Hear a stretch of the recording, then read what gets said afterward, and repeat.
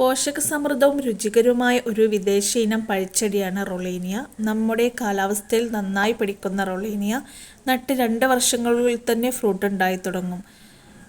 ഇതിൻ്റെ സീഡാണ് മുളപ്പിച്ച് പ്ലാന്റ് ചെയ്യുന്നത്. Bud തൈയോ graft തൈയോ ഉപയോഗിക്കാറില്ല. കാരണം സീഡ് ഇട്ട് മുളപ്പിച്ചാൽ തന്നെ 2-1.5 വർഷങ്ങൾക്കുള്ളിൽ തന്നെ ഇത് ഫ്രൂട്ട് ഉണ്ടായി തുടങ്ങും. ആദ്യ വർഷങ്ങളിൽ ഫ്രൂട്ട് ചെറുതാണെങ്കിലും പിന്നെ വർഷങ്ങൾ കൂടുന്തോറും മരത്തിൽ വലിയ ഫ്രൂട്ടുകൾ ഉണ്ടായി തുടങ്ങുന്നു. റൊളേനിയ പഴുത്ത് പാകമായ പഴത്തിൽ അകത്തെ വെളുത്ത കാമ്പുകളാണ് ഭക്ഷ്യയോഗ്യമായത്. നിറയെ കുരുകളോട് കൂടിയുള്ള ഫ്ലഷ് ഭാഗമാണ് ഉള്ളത്.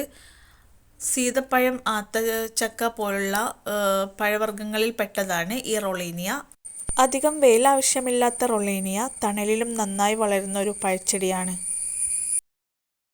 സ്ഥലം കുറവുള്ളവർക്ക് ഡ്രമ്മിൽ വെച്ച് നട്ടുപിടിപ്പിച്ചാൽ നന്നായി കായ്ഫലം നൽകുന്നതാണ്. ഡ്രമ്മിലാണെങ്കിലും നിലത്താണെങ്കിലും കമ്പുകൾ വെട്ടിയൊതുക്കി പ്രൂൺ ചെയ്ത് നിർത്തിയാൽ ഒരു കുറ്റിച്ചെടിയായി വളർത്തി കൊണ്ടുവരാനാകും ഈ ഫ്രൂട്ട് പ്ലാന്റ്.